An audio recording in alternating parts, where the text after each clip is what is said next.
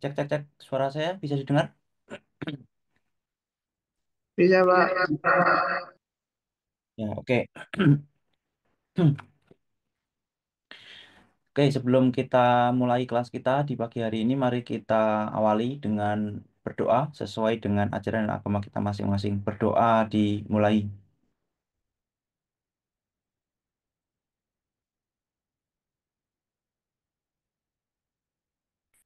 Ya, cukup. Oke, sebelumnya mohon maaf saya nggak bisa kuatas, jadi teman-teman eh, penjelasannya saya sampaikan lewat Zoom ya untuk pertemuan tiga ini. Oke, langsung aja. Jadi sedikit recap. Dua pertemuan sebelumnya itu kita belajar terkait dengan gerbang logika dasar. Itu kalau di internet ya, gerbang atau logic, basic logic gate kayak gitu. Nah, itu nanti akan menyampaikan atau hasilnya biasanya ada 7 gerbang ya. Nah, nyari di buku referensi apapun, nyari di sumber apapun, biasanya 7 gerbang. Ya, ini contohnya. Dari N or not, sorry, N or NAND, NOR, XOR, XNOR, dan NOT enggak urut ya, harusnya ya yang bagus ya N or not. Nah, jadi itu dasarnya dulu, baru kemudian pengembangannya mulai dari NAND, NOR, XOR, dan XNOR. Secara umum ya, ini sedikit recap lagi. Eh, ini ada, nah ada apa ya namanya cheat sheet. Nah, ini namanya cheat sheet. Gerbang gerbang logika dasar beserta simbolnya beserta tabel kebenaran. Jadi ini namanya tabel kebenaran beserta operasinya. Nah, sekali lagi ini harus benar-benar di luar kepala. Kenapa? Karena nanti setelah ini kita akan bermain dengan kombinasi dari gerbang-gerbang ini. Jadi jangan sampai nanti ada rangkaian masih tanya ini gerbang apa ya.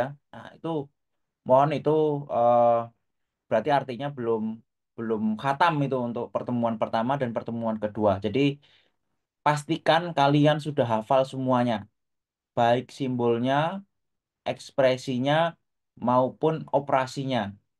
Ya, karena tiga itu yang nanti akan kita kombinasikan, kita gabung-gabung sehingga membentuk fungsi yang lain.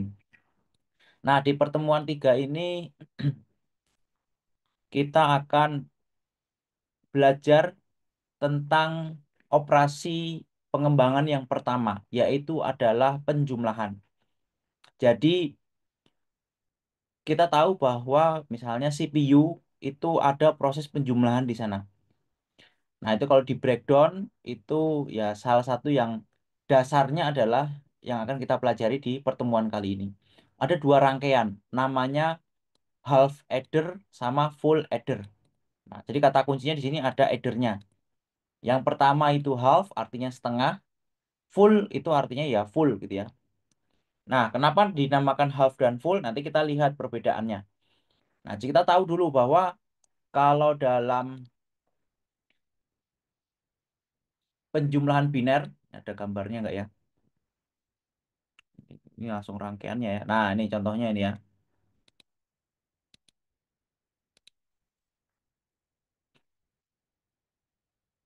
Nah, ini ada penjumlahan atau ini aja saya perbesar. Nah, kalau penjumlahan desimal ya kita tahu bahwa misalnya 298 ditambah 443 itu hasilnya berarti 8 tambah 3 11. Nah, tapi satuannya satu, sepuluhannya kita letakkan di kolom sebelahnya untuk dijumlahkan dengan kolom sebelahnya. Jadi satu ditambah 9 tambah 4 ketemunya 14.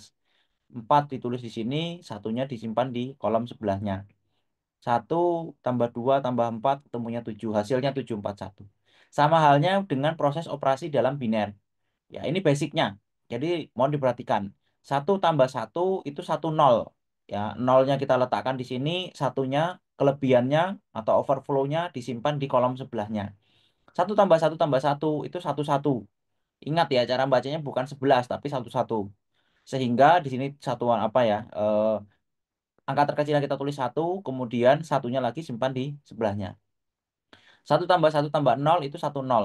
Nah, kita tulis satu nol. Hasil dari satu satu ditambah nol satu satu hasilnya satu nol satu nol.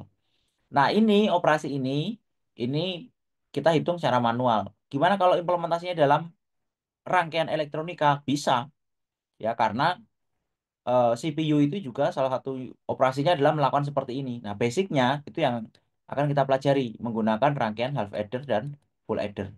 Nah, cuman sebelum itu eh, kita perlu sedikit teori ya. Ada penjelasan, ada hal yang perlu dijelaskan lebih detail yaitu dalam di sini ada nggak ya? Oh, ini ada pengurangan ya. Cuman kita fokus dulu deh penjumlahan. Ya, pengurangan nggak usah. Nah, ini contoh yang lain ya. Misalnya kalau nol tambah nol ya nol, nol tambah satu satu, satu tambah nol satu, satu tambah satu satu nol ya. Cara bacanya satu nol. Artinya apa? Nol dengan carry satu. Artinya satunya nanti akan dibawa ke digit berikutnya. Ini contoh yang lain. Nanti silakan teman-teman bisa explore sendiri kalau ingin mencoba perhitungan-perhitungan seperti ini. Jangan cukup mudah, tapi harus benar-benar dipahami karena nanti ini menjadi dasar juga dalam proses-proses selanjutnya. Nah, untuk pengurangan nggak usah dulu, jadi fokus di penjumlahan.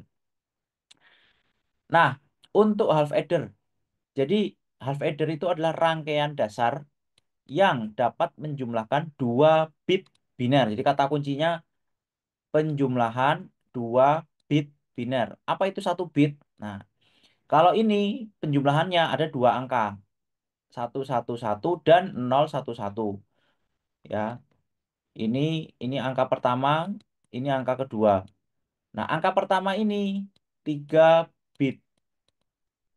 Yang ke ini juga 3 bit. Walaupun ini sebenarnya bisa ditulis juga dalam 2 bit ya karena angka angka terbesarnya 0 ya. Nah, tapi kalau ditulis seperti ini jadi ini 3 bit. Nah, artinya gerbang half adder tadi sebentar ini saya hapus dulu. Nah, half adder tadi menggunakan kata kunci penjumlahan 2 bit ya. Nah, nanti kita lihat. Yang inputnya ada A dan B.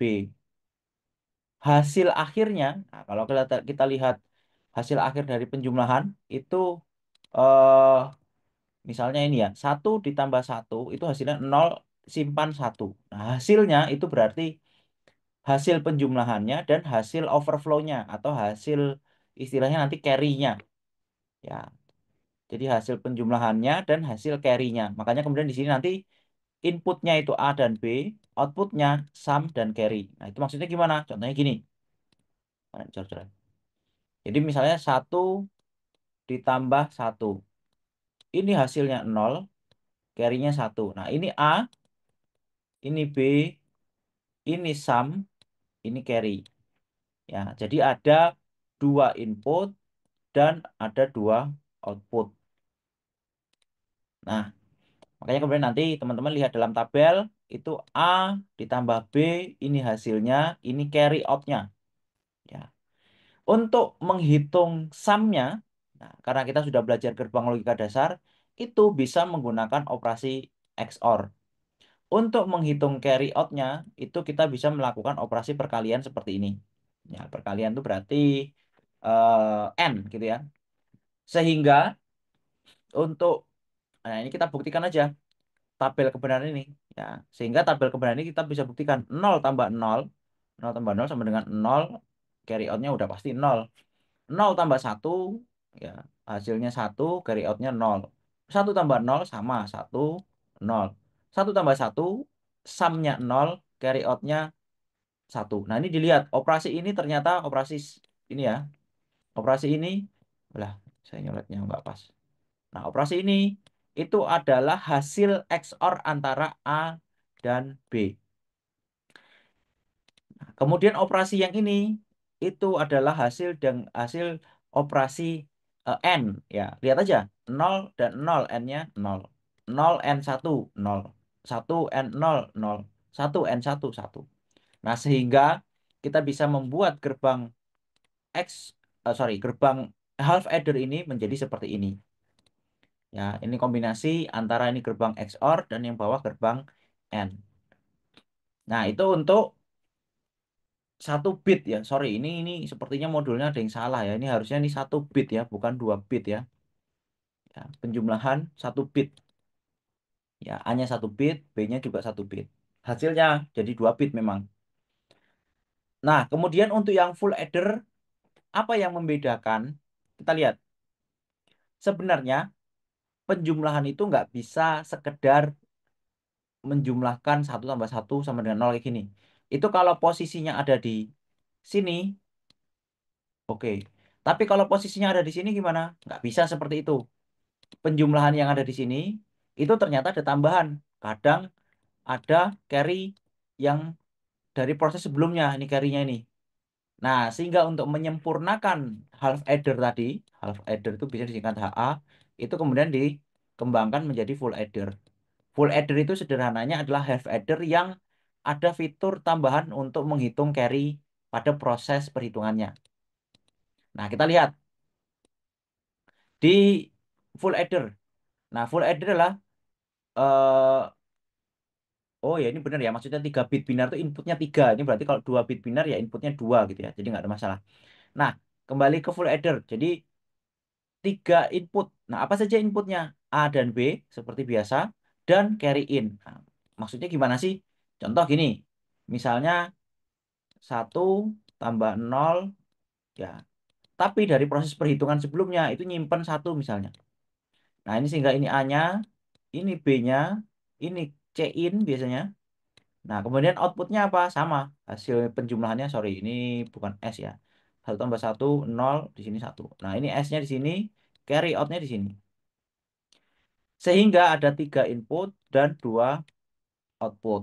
Outputnya sama, ya. Nah, kita bisa lihat dalam tabel, ya, prosesnya seperti ini.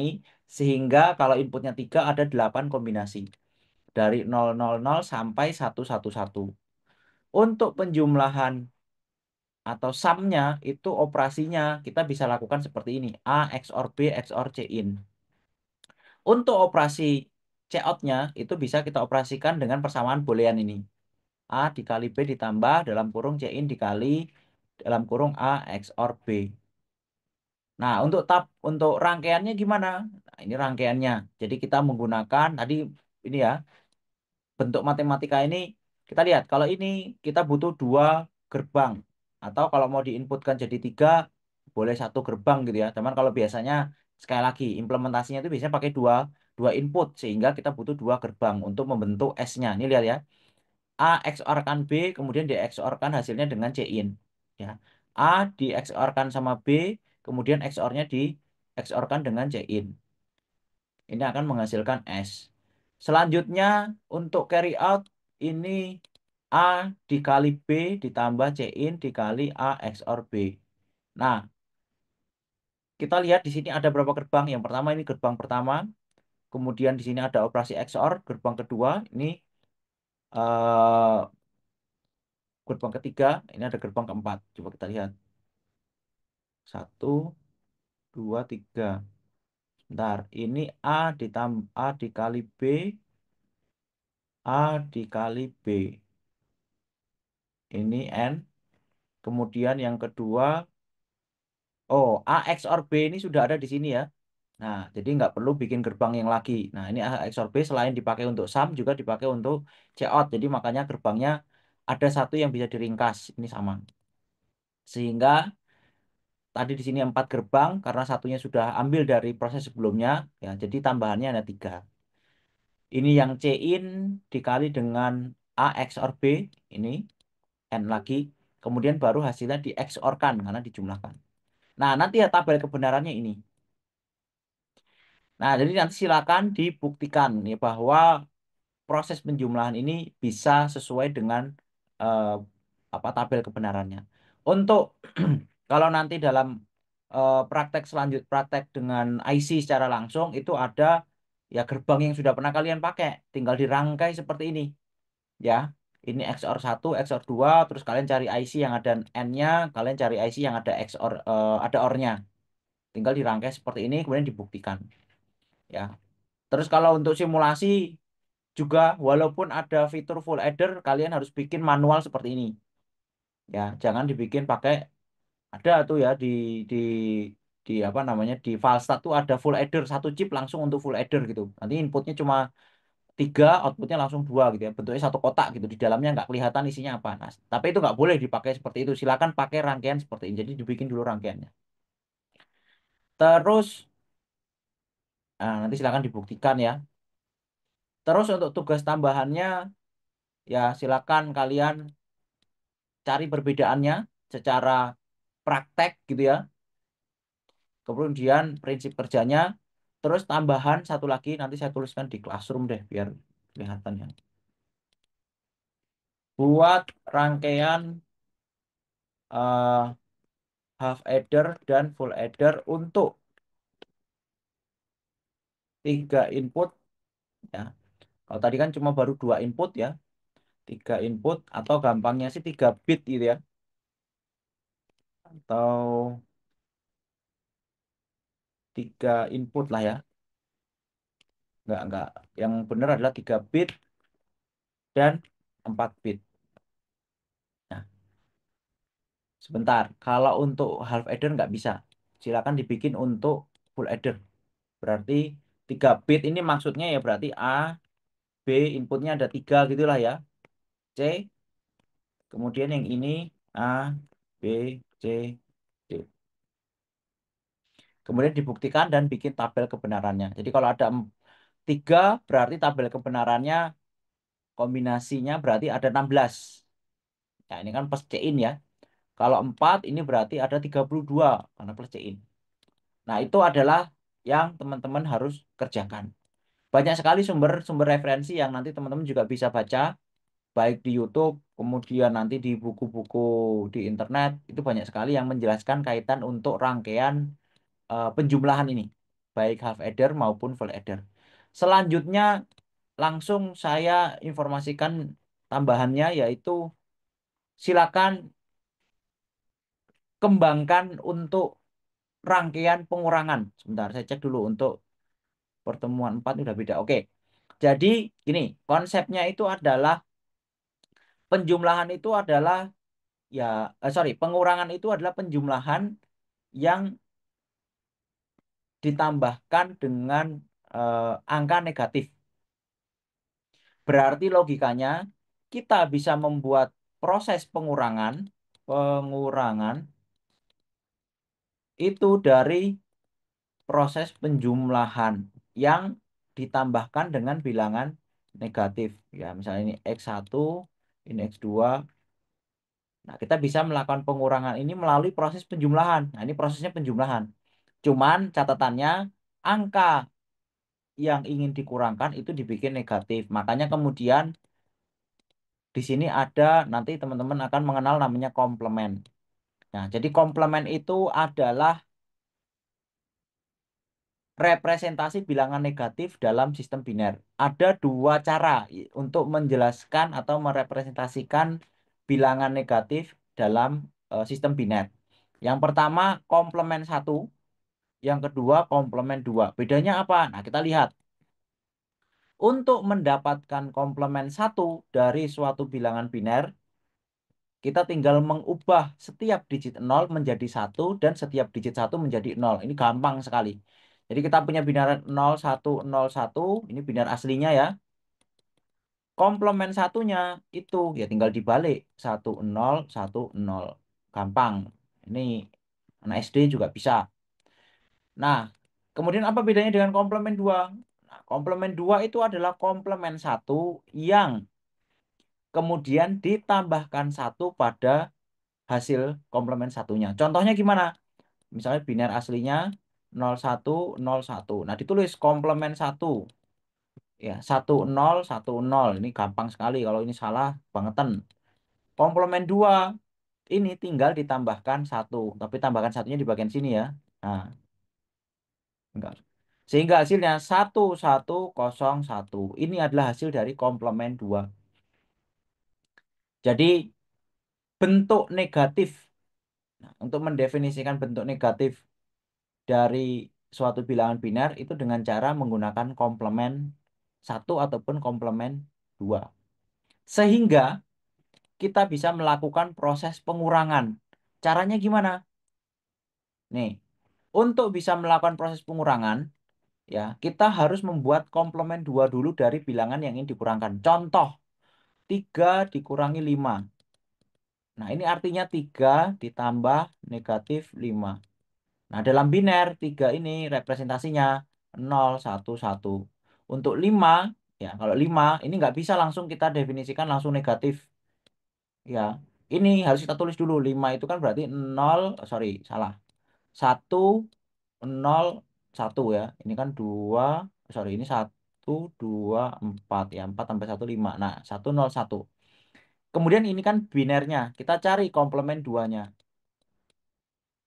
Ya, komplement satunya ini berarti nanti jadi 0, 1, 0 ditambah 1. Kan gitu. Ditambah 1 jadi 0, 1, 1. Sorry, jadi tapi ini ya, ini yang dikurangkan mana? Oh sorry, ini kebalik ya. Bukan 3 kurang 5 tapi 5 kurang 3. Ya, saya salah baca soal. Mengkurangkan 3 dari 5 berarti artinya 5 dikurang 3. Ini hasilnya jelas 2. Tapi caranya kita perlu membuat menjadi 5 ditambah min 3. Nah, 5 ini binernya sama dengan 01, 01. Untuk 3, nah kita tulis dulu 3 di sini ya. 3 itu binernya 0, 0, 1, 1. Untuk komplement 1 dari 3 itu berarti 1, 1, 0, 0. Komplement 2-nya itu berarti artinya 1, 1, 0, 1. Sehingga di sini min 3 sama dengan 1, 1, 0, 1. Prosesnya apa? Penjumlahan. Ya. Hasilnya berapa? 1 tambah 1, 0, simpen 1, sini 1, ini 0, sini 1, sini 1. Hasilnya ini sama dengan 2. Tapi ini belum selesai, ya. Sorry, ini hasilnya 2 kenapa? Jadi ada catatan, untuk pengurangan kita mengabaikan carry yang paling kiri. Ini dibuang lah, gampang gitu. Nah, dengan ini dibuang, ini kan berarti artinya sama dengan 2. Jadi hasilnya adalah 5 dikurang 3 sama dengan 2. Nah, ini untuk proses pengurangan. Jadi silakan nanti tambahkan lagi satu penjelasan atau satu, nanti silakan cari referensi ya. Tambahannya adalah buat rangkaian untuk pengurangan ya. Nah, silakan ini bebas mau dicoba 1 bit atau 2 bit juga nggak apa-apa. Nah, itu hal-hal yang teman-teman harus kerjakan. Jadi nanti silakan dibikin simulasinya, waktunya kalau masih silakan nanti dikembangkan ke hardware. Oke, mungkin itu aja dari saya. Ada yang mau ditanyakan?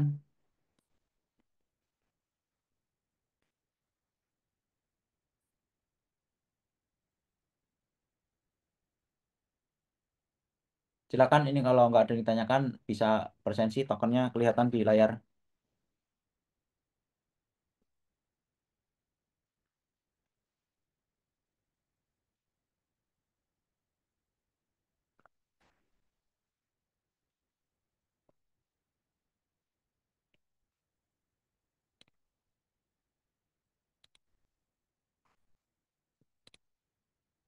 Ini kelas apa nih? Kelas V3 ya, bener ya?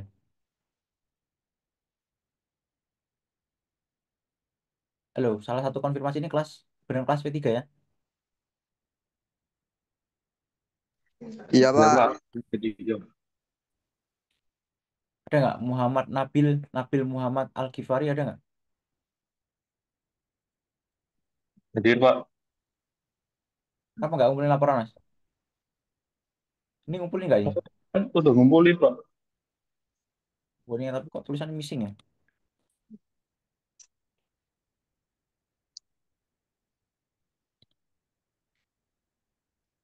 Ya wes. Ini sebentar, ini kok partisipannya banyak banget, tapi yang ada di classroom kok cuma 12. Ini berapa sih mahasiswanya yang kelas ini? Kalau dari kelas itu cuma 12 orang Pak. Enggak, yang ikut Zoom ini kok banyak. Ini ada kelas selanjutnya juga ya sepertinya ya.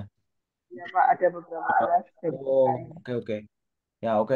Soalnya saya sambil cek Zoom ini kok yang ikut 21 tapi yang kelas ini kan cuma 12. Oh, ternyata kelas selanjutnya ada yang ikut ya. Ya, nggak apa-apa. Oke, mungkin itu aja yang bisa saya share ya terkait materi di pertemuan ini. Ya, kelihatannya memang masih mudah, tapi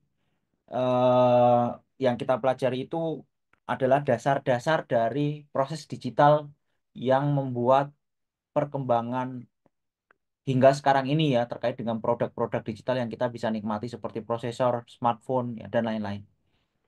Jadi silakan bisa benar-benar dipahami, praktikumnya jangan sekedar ikut-ikut atau sekedar praktek aja, tapi benar-benar dilihat, diamati, dianalisis, dan silakan juga bisa explore karena di simulasi itu kan fleksibel sekali.